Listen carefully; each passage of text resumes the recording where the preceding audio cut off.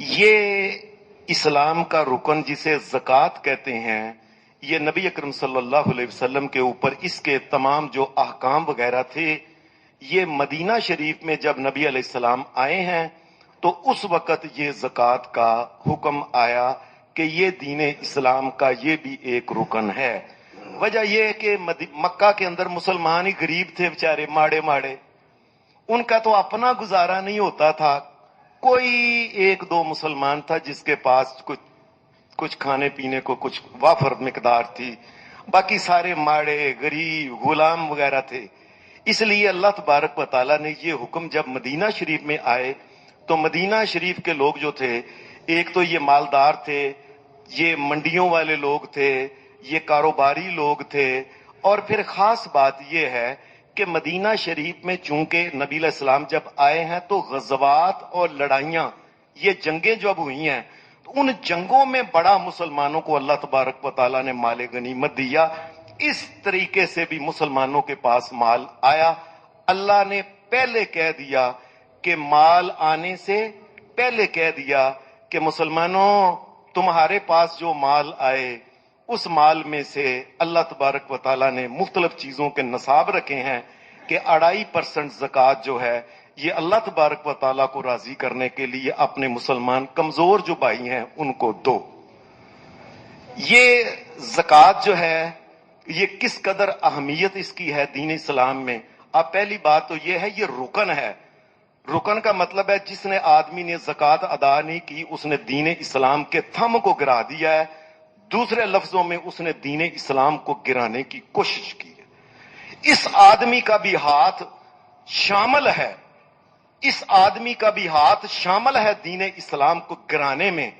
جو انسان جو ہے اللہ نے اس کو مال دیا اور زکوٰۃ کی حد میں آتا ہے زکوٰۃ نہیں دیتا، یہ اس قدر سخت حکم ہے کہ حضرت ابو بکر صدیق نے کہا تھا واللہ لأقاتلن من فرق بین الصلاۃ والزکوٰۃ، لوگو زکوٰۃ اور نماز کے درمیان جس نے فرق کیا، کیا مطلب کہ لوگ کہتے ہیں جی نماز 5 وقت پڑھنی ہے، نماز نہ پڑھیے تو بندہ مسلمان نہیں ہوندا، یہ کہ لیکن زکوٰۃ کی باری آتی ہے چپ کر جاتے ہیں۔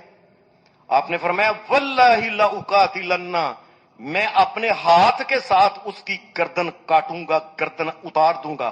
من فرق بین الصلاۃ والزکوٰۃ، جس نے نماز اور زکوٰۃ میں فرق کیا، یعنی جس طرح نماز کا منکر جو ہے یہ غیر مسلم ہے، زکوٰۃ کا منکر اور نہ ادا کرنے والا بھی دین اسلام میں یہ مسلمان نہیں اس کو گنتے۔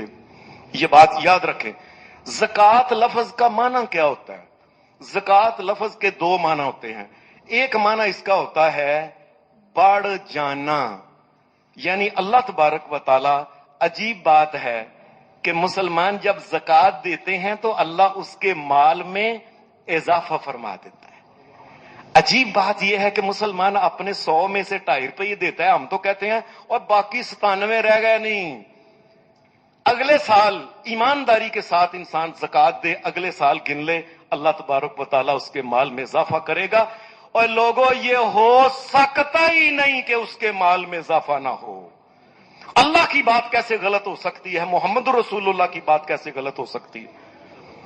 وما آتیتم من زکاۃ تریدون وجہ اللہ فاولئک هم المضعفون، فرمایا یہ جو زکوٰۃ دیتے ہو نا، زکوٰۃ تم اپنے ہاتھ سے دیتے ہو، لگتا ہے پیسے کم ہو گئے ہیں لیکن اللہ تمہارے مالوں کو بڑھا دیتا ہے۔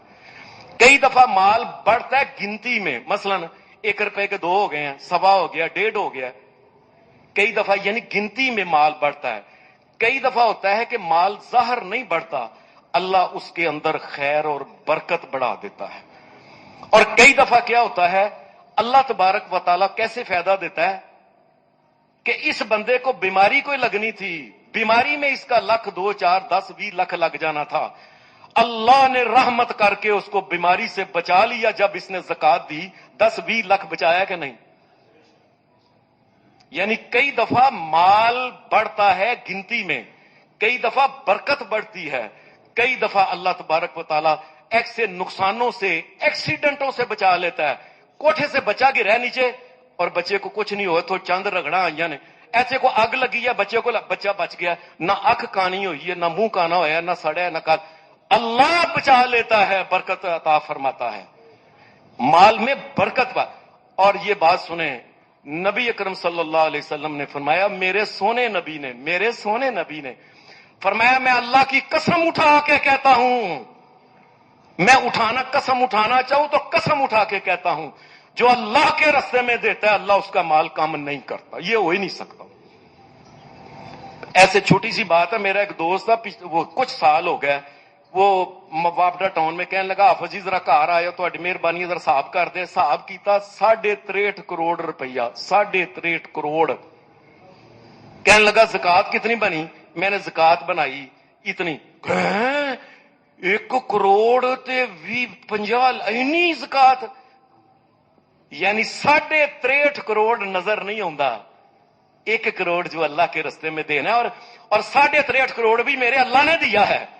और लोगों मुझे कोई बताए, कोई दुनिया में मां के पेट से जब आता है उसके हाथ में एक टेडी पैसा भी होता है। बताओ, ये अकल कौन देता है पैसा कमाने की?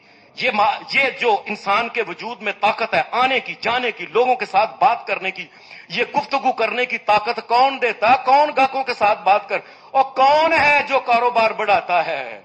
और सब कुछ तो अल्लाह ने दिया, कुछ नहीं था इसके पास। और अब ये क्या है कि अल्लाह की बात नहीं समझता, इसको समझ में नहीं आती। अल्लाह उस माल में खैर व बरकत भी बढ़ाता है, माल भी बढ़ाता है। और दूसरा इसका मतलब ये होता है पाक करना। एक मतलब होता है बढ़ाना, बढ़ना, और ज़कात का दूसरा मतलब होता है पाक करना। जैसे आपने पढ़ा, कद अफलह मन तज़क्का, ये कुरान मजीद में मन ज़क्काहा, ऐसे वगैरह वगैरह। नबी सल्लल्लाहु अलैहि वसल्लम ने फरमाया, जो लोग ज़कात नहीं ना देते और खुद खा जाते हैं हजम, वो इन्नी कौन दवे लाखों रुपये ज़कात, वो नहीं देखते कि करोड़ों रुपए मेरे पास है। आपने पता क्या फरमाया? हदीस के जो अल्फाज हैं, फरमाया हिया औसाखुन नास। औसाख ये कहते हैं कि अगर कोई इंसान मसलन उसने टट्टी पेशाब किया ना, करने के बाद वो किसी बर्तन के अंदर अपनी पिठ धोता है, अपनी पेशाब वाली जगह धोता है, वो जो गंदा पानी है ना, अब जो है जिसके साथ उसने अपना विटवानी की है, तारतखाने में गया, उसको अरबी में औसाख कहते हैं। जो इंसान ज़कात खा जाता है असल में वो ये पानी पीता है, इसको कहते हैं औसाख। ये गंदगी है। ज़कात जो है ये माल को पाक कर देती है। अल्लाह ने नबी अलैहिस्सलाम को कहा, खुज़ मिन अमवालिहिम सदक़तन, मेरे नबी इनसे ज़कात लो, वसूल करो, तो तहिरुहुम, इनके जरिए इनके दिलों को भी पाक कर दो और इनके मालों को भी पाक कर दो। अल्लाह हमें माल पाक करने की, खुशी के साथ ज़कात देने की तौफीक अता फरमाए। वसल्लल्लाहु अलैहि नबी।